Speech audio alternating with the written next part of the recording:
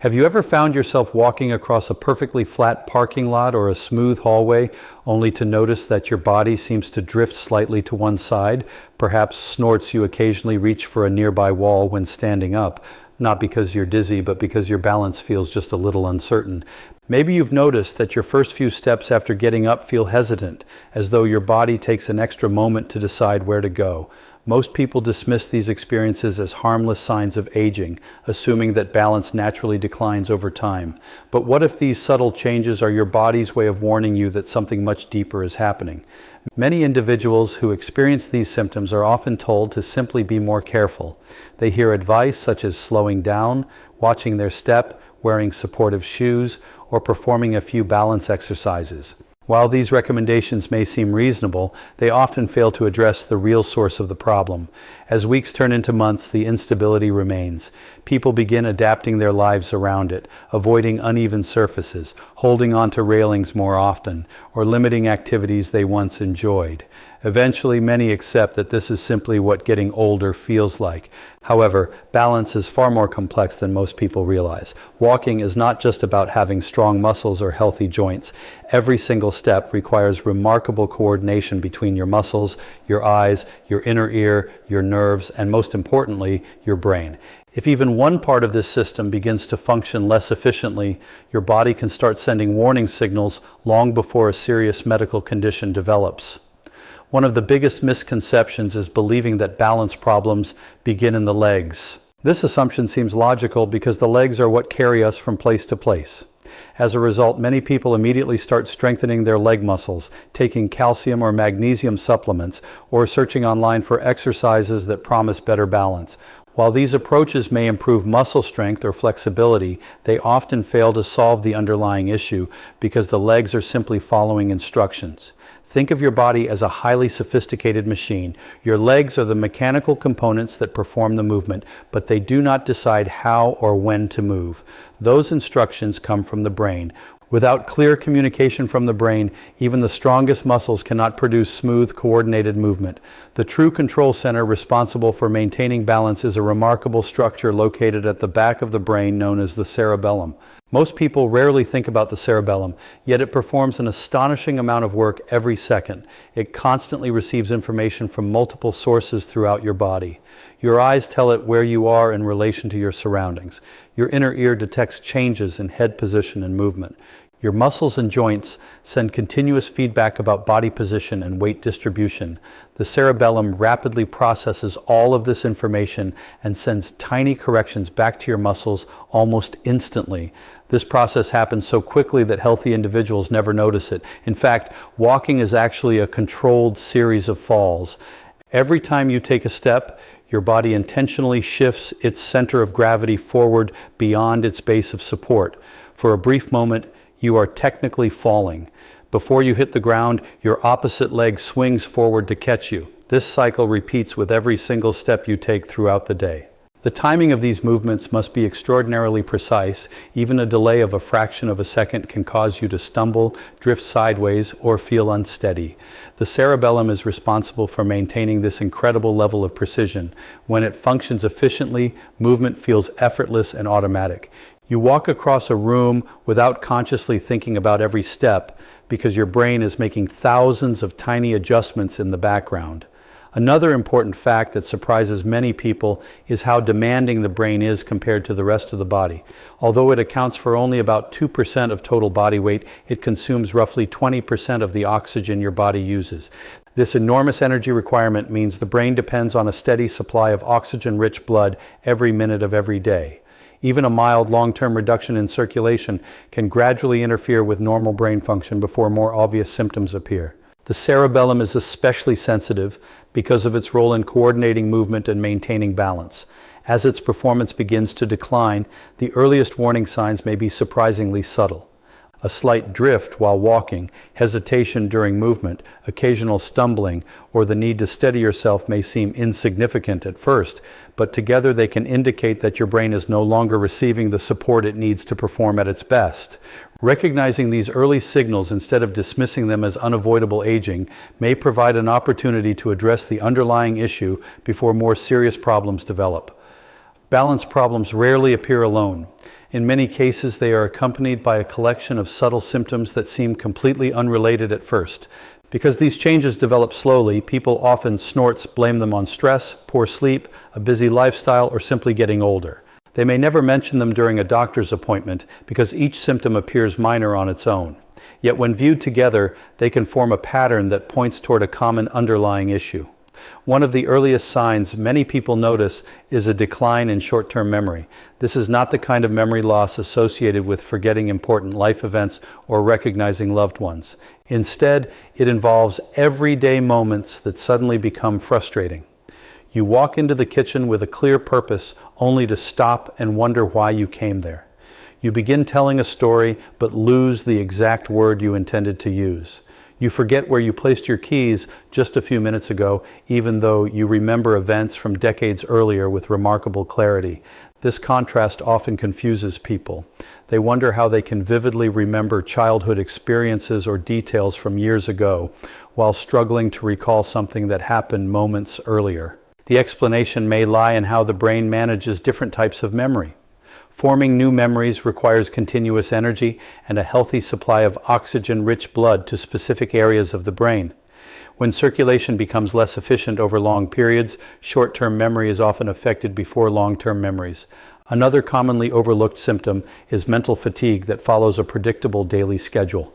Many individuals describe feeling mentally sharp during the morning hours, only to experience a dramatic decline in energy by early or mid-afternoon. Around 2 or 3, they suddenly feel as though someone has switched off their mental power. Tasks that seem simple earlier in the day become surprisingly difficult. Concentrating requires more effort, conversations become harder to follow, and completing even routine work feels exhausting. This type of fatigue is often mistaken for poor sleep or normal aging. People may increase their caffeine intake or try taking naps, believing they simply need more rest. However, if they consistently wake up feeling refreshed, yet still experience the same afternoon crash every day, the problem may involve something more than lack of sleep. The brain requires a tremendous amount of energy to function efficiently throughout the day, and when that energy supply becomes less consistent, mental performance naturally begins to decline. Another symptom frequently reported is what many people describe as brain fog. Although this term has become common, it can mean different things to different individuals. In this context, brain fog refers to a subtle delay in thinking, rather than complete confusion. Thoughts seem slower to develop. Reading requires greater concentration. Solving problems takes longer than it once did. It's almost as if there's a thin layer of haze between the mind and the information it is trying to process. People often describe this experience in unique ways. Some say it feels like trying to read through a foggy window, where the words are visible but require extra effort to understand. Others compare it to having a computer that still works but responds several seconds slower than it used to. These changes may be mild initially, but they become increasingly noticeable during activities that require sustained focus or quick decision-making. One example that illustrates this pattern involves an older gentleman who sought medical advice after noticing a slight tendency to drift toward one side while walking. His balance problems seemed relatively minor, and medical imaging showed no immediate emergency. Like many people, he assumed the issue was simply another consequence of growing older. However, when his complete history was carefully reviewed, a much broader picture emerged. Over the previous year, he had developed increasing difficulty remembering people's names and familiar places. Every afternoon, he experienced a noticeable drop in mental energy, making it difficult to stay productive. He had also become uncomfortable driving at night because tracking multiple moving vehicles and changing lights no longer felt as effortless as before. Interestingly, he had never connected these symptoms to his balance issues. To him, they were entirely separate problems that had gradually accumulated with age. Yet, when viewed together, they suggested that a single underlying process might be affecting multiple areas of brain function simultaneously. According to the explanation presented in the transcript, further evaluation suggested that reduced blood flow to the posterior regions of the brain, influenced by mechanical restrictions in the upper neck, was contributing to these symptoms. A structured program focusing on improving neck mobility along with coordination exercises was introduced over several weeks. As the program progressed, the changes became increasingly noticeable. His tendency to drift while walking gradually disappeared. Conversations became easier because he found words more quickly. The afternoon exhaustion that once appeared around 2 o'clock was delayed until much later in the day. Even family members independently noticed that he seemed mentally sharper and more engaged. This example highlights an important lesson. Balance problems, memory lapses, mental fatigue, and brain fog should not always be viewed as isolated complaints. When several subtle symptoms appear together, they may represent different expressions of the same underlying process. Recognizing these patterns early provides an opportunity to investigate the cause more thoroughly rather than simply accepting them as an unavoidable part of aging. To understand why balance can gradually decline, it helps to look at the remarkable anatomy responsible for supplying blood to the brain. While most people focus on muscles, joints, or even the inner ear when discussing stability, one of the most important factors is ensuring that the brain receives a constant flow of oxygen-rich blood. Without that steady supply, even the most sophisticated parts of the nervous system cannot perform at their highest level. At the center of this discussion are two important blood vessels known as the vertebral arteries. Unlike many other arteries in the body that travel through soft tissues, these arteries follow a much more unusual path. They pass directly through small openings located in each of the cervical vertebrae, the bones that form the neck. As they travel upward, they weave through the spine before entering the base of the skull. Once inside the skull, the two vertebral arteries join together to form a larger vessel called the basilar artery. This artery provides blood to several critical structures, including the cerebellum, brainstem, and other regions involved in balance, coordination, posture, eye movement, processing speed, and spatial awareness. Every movement you make depends on these structures functioning efficiently every second of the day. This unique arrangement offers protection, but it also creates a potential weakness because the arteries pass through the bones of the neck. Anything that affects the alignment or mobility of those bones may influence the amount of blood flowing through them. Unlike arteries located in softer areas of the body, these vessels exist within a narrow anatomical pathway where surrounding muscles, joints, and posture can all play a role. Modern lifestyles place enormous stress on the cervical spine. Many people spend hours every day looking down at phones, leaning toward computer screens, or sitting with rounded shoulders. Over months and years, these habits may contribute to reduced mobility in the neck, increased muscular tension, and changes in posture.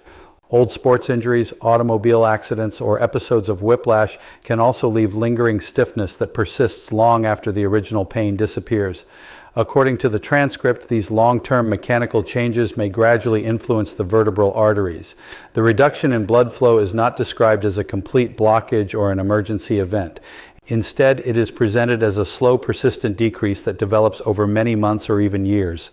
Because the change is gradual, the brain often adapts for a period of time, allowing subtle symptoms to appear before more significant problems become noticeable. This gradual process may explain why many people experience mild balance disturbances long before developing more obvious neurological symptoms.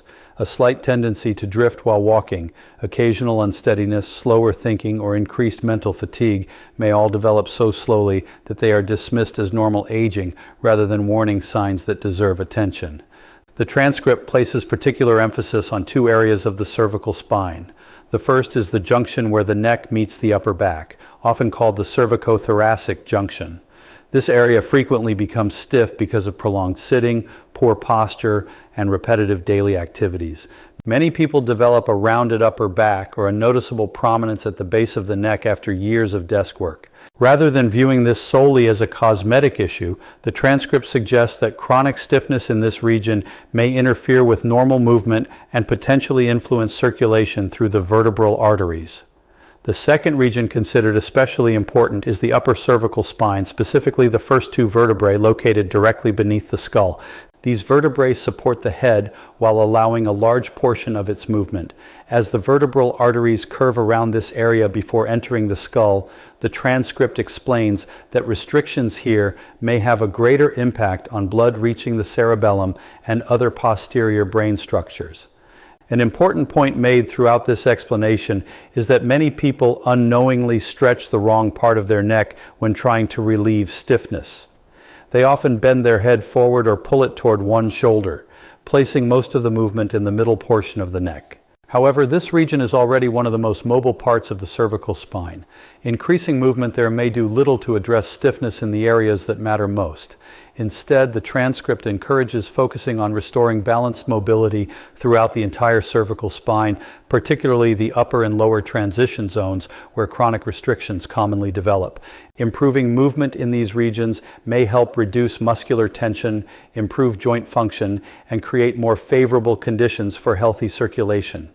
Understanding this anatomy changes the way many people think about balance. Rather than viewing instability as a problem caused only by weak legs or aging muscles, it highlights the importance of the brain, the cervical spine, and the blood vessels that nourish the nervous system. By recognizing how closely these systems work together, individuals can better appreciate why maintaining healthy posture, neck mobility, and overall spinal function may contribute to better balance, clearer thinking, and improved quality of life over time. After understanding how the neck and brain are connected through the vertebral arteries, the next step is learning how to improve mobility and reduce unnecessary tension in these areas. According to the transcript, restoring healthy movement in the cervical spine may help create better conditions for blood flow to the balance centers of the brain. Rather than relying on aggressive stretching or forceful neck movements, the "the" is placed on gentle, controlled techniques performed consistently over time. The first exercise begins by locating the seventh cervical vertebra, commonly known as C7. This is the prominent bone that can usually be felt at the base of the neck when you gently lower your chin toward your chest. By slowly running your fingers down the back of your neck, you will notice one vertebra that stands out more than the others. This serves as an important anatomical landmark for the exercise. Once C7 has been identified, place one finger gently beside the bony prominence. The goal is not to push hard or force movement, but to provide gentle guidance as you slowly rotate your head to one side. As the head turns, maintain steady pressure with your finger, assisting the joint through its natural range of motion. During this movement, you may notice a slight feeling of resistance. This sensation is completely normal and reflects the natural tension within the ligaments and joint capsule surrounding the vertebra. The transcript stresses that this point of resistance should become your stopping point. There's no benefit in forcing the neck beyond its comfortable range. In fact, aggressive stretching may increase irritation instead of improving mobility. Once you reach the end of the movement, hold the position for a few seconds while maintaining gentle pressure. This brief pause allows the surrounding tissues to relax gradually before returning the head to its starting position. After completing the movement on one side, repeat the same process in the opposite direction.